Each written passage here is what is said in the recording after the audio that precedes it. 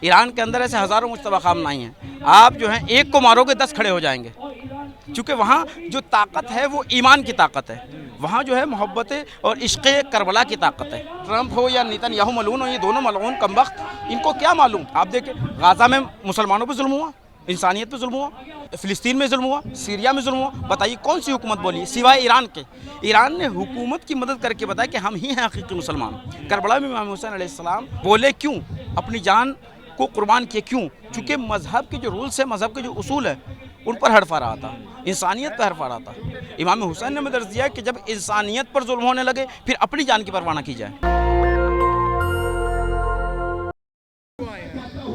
ہم یہاں پر جو حاضر ہوئے ہیں سعودی عرب میں جو پروفٹ ہوڈ حضرت محمد مصطفیٰ کی اکلوتی بیٹی جناب فاطمہ زہرا سلام اللہ علیہا، ان کی قبر اور ان کے نواسوں کی قبریں امام حسن مجتبیٰ، امام زین العابدین، امام محمد باقر اور امام جعفر صادق علیہ السلام، ان کی قبروں کو منہدم کر دیا گیا ہے۔ ہمارا پروٹیسٹ اسی مدعے پر ہے کہ ہم چاہتے ہیں کہ جو ظالمانہ طور پر ان کے روزوں کو منہدم کیا ہے، ہم چاہتے ہیں کہ ان کو دوبارہ سے جو ہے وہ تعمیر کرایا جائے، اور چونکہ یہ حکومت جو ہے ظلم کے علاوہ کچھ اور نہیں کری۔ اس کی دلیل یہ ہے کہ آج بھی یہ حکومت ظالم حکومتوں سے ہاتھ ملائے ہوئے ہے۔ اور امریکہ اور اسرائیل جس طریقے سے لگاتار ایران پہ جو حملے کر رہا ہے، اس کو لے کر کیا کہیں؟ دیکھیں جنگ ہوتی ہے تو حملے دونوں طرف سے ہوتے ہیں، لیکن دیکھا یہ جاتا ہے چونکہ جنگ میں یہ نہیں دیکھا جاتا کہ کون کسے مار رہا ہے۔ جنگ کا مقصد یہ ہوتا ہے کہ حق پر کون ہے اور باطل پہ کون ہے، سچ پہ کون ہے اور جھوٹ پہ کون ہے۔ لیکن ٹرمپ تو کہہ رہے ہیں نا، ہم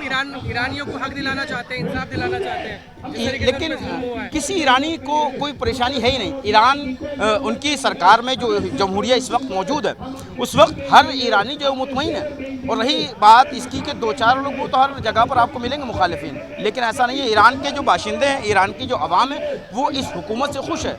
اس کا یہ کچھ نہیں چاہتا، صرف چاہتا ہے کہ وہاں پر بھی اس کا قبضہ ہو جائے۔ لیکن ٹرمپ اور نیتنیاہو تو کہہ رہے ہیں کہ وہ گنڈے تھے جن کو ہم ختم کر رہے ہیں، وہ ظلم کرتے تھے، وہاں پر مہیلاؤں کے ساتھ اتیاچار کرتے تھے۔ یہ غلط خبر ہے۔ یہ بتائیے کہ آپ جو عوام وہاں خود رہ رہی ہے، وہاں کا آپ کوئی ایک بیان، کوئی ایک میڈیا، کوئی ایک نیوز آپ ہمیں دکھا دیں کہ وہاں کی عوام نے ایسی شکایت کی ہو۔ اب وہ دوسرے ملک میں ٹرمپ ہو یا نیتن یاہو ملعون ہو، یہ دونوں ملعون کمبخت، ان کو کیا معلوم کہ وہاں کیا ہو رہا ہے؟ انہیں اپنے دیش کی خبر نہیں ہے۔ وہاں پر دیکھیں کتنے ظلم و ستم ہو رہے ہیں، خود ایران کے خود لوکتنتر لے کے آنا چاہتے ہیں نا کہ ایران میں لوکتنتر آئے، ڈیموکریسی آئے، چناؤ ہو، ایسا ہو۔ وہاں بھی ہوتا ہے، وہاں ڈیموکریسی ہے، چناؤ ہوتا ہے ایران کے اندر، ایسا نہیں ہے۔ یہ ایران کے اندر باقاعدہ چناؤ ہوتا ہے، ڈیموکریسی ہے۔ پریزیڈنٹ کا چناؤ ہوتا ہے، الگ الگ منتری چنے جاتے ہیں، وہ بات ٹھیک ہے، لیکن ہے تو سپریم لیڈر ہی۔ نہیں، ایسا نہیں، وہ ایک سپریم لیڈر کا معاملہ الگ ہے، چونکہ عوام اگر الیکشن ہوگا بھی تب بھی وہ نہیں چنیں گے، تب بھی نہیں چنیں گے وہ، تب بھی انہیں اتنا بھروسہ ہے سپریم لیڈر پہ۔ بالکل بالکل، چونکہ وہ ان کی شخصیت ایسی ہے، وہ عوام کے ساتھ ہیں۔ آپ دیکھیں ان کی رپورٹ اٹھا کے دیکھیں کہ جب حملہ ہوا، حملے سے پہلے وہاں کی حکومت نے کہا کہ آپ جو ہے سیفٹی کے لیے ہم آپ کو بنکر میں بھیج دیتے ہیں، تو انہوں نے کہا کہ نہیں، پہلے جہاں عوام رہے گی وہاں ہم رہیں گے۔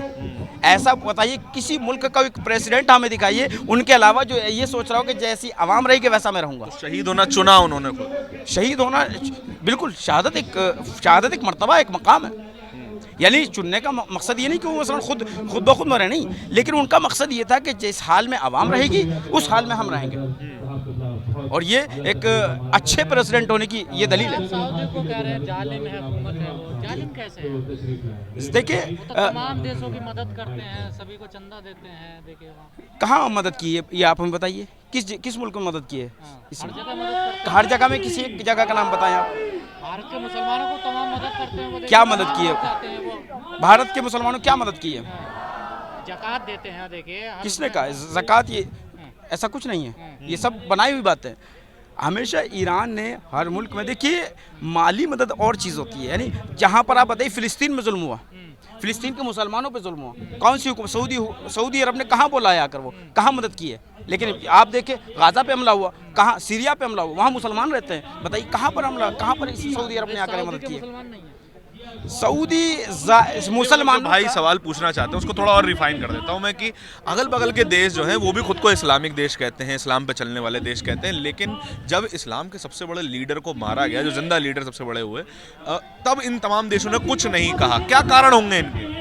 دیکھیے ظاہراً لباس مسلم پہن لینا اور ہے، लेकिन असल मज़हब पे अमल, जो मज़हब के जो रूल्स हैं उन पर अमल करने को कहते हैं कि हाँ ये हकीकी मुसलमान है। ये जो भी मज़हब है, जो उसका अगर अपने मज़हब के रूल्स को फॉलो कर रहा है, अगर वो उस पर अमल कर रहा है तो वो हकीकी अपने मज़हब को मानने वाला है। लेकिन आप देखें, मज़हब इस्लाम में सबसे पहला हुक्म है कि आप जो है मज़लूम की मदद करें।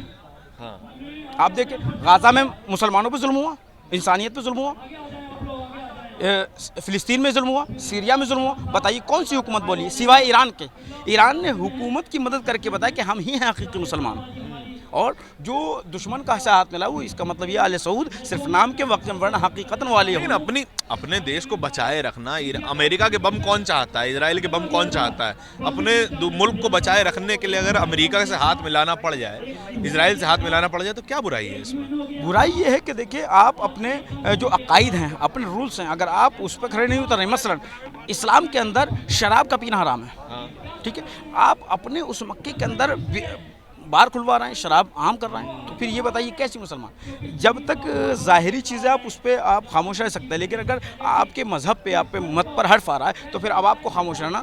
ये दर्स हमें करबला से मिला।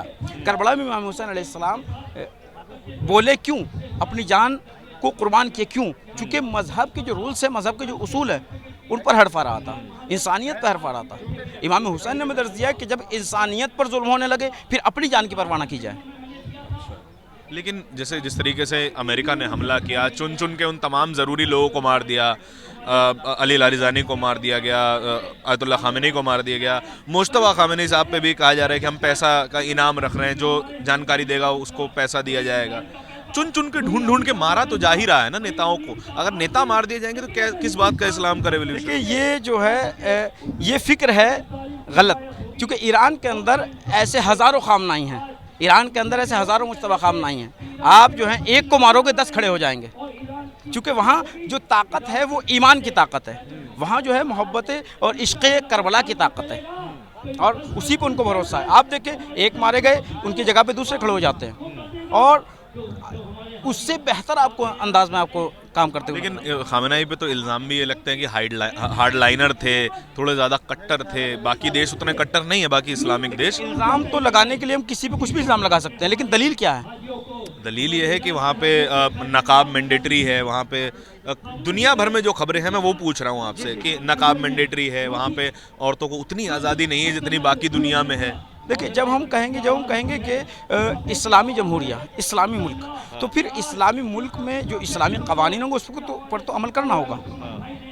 और देखिए, वो पाबंदियां हैं कि भाई नकाब मेरे, चूँकि इस्लाम का कानून है। पेट रोटी से भरता, धर्म से नहीं भरता ना। देखिए, जब आप कह रहे हैं, भूख लगेगी तो रोटी चाहिए ना। देखिए, बिल्कुल बिल्कुल, सुनिए, आप अगर जुल्म तब होगा कि जब आप मसलन अगर यहाँ की हुकूमत को किसी चीज़ से एतराज़ है तो वो जुल्म है, लेकिन अगर आवाम जो है वो उससे मुतमईन है तो फिर कोई जुल्म नहीं कहलाएगा। वहाँ की किसी महिला को कोई आज़ादी नहीं चाहिए, कोई पर उसे नहीं, कोई एतराज़ नहीं, बुर्के से कोई एतराज़ नहीं है। ये अपना एक्सेप्ट किया, उन्होंने चूज किया, जी खुद चूज़ किया हुआ है, कोई मुश्किल नहीं। दस्तक की आपसे गुजारिश है कि अगर इसको बचाना चाहते हैं तो नेशनल दस्तक को सब्सक्राइब करने के लिए रेड कलर के सब्सक्राइब बटन को दबाएं, फिर बेल आइकन की घंटी दबाएं। नेशनल दस्तक को बचाने के लिए बहुत ज़रूरी है कि हर खबर को शेयर करें, लाइक करें, कमेंट जरूर करें।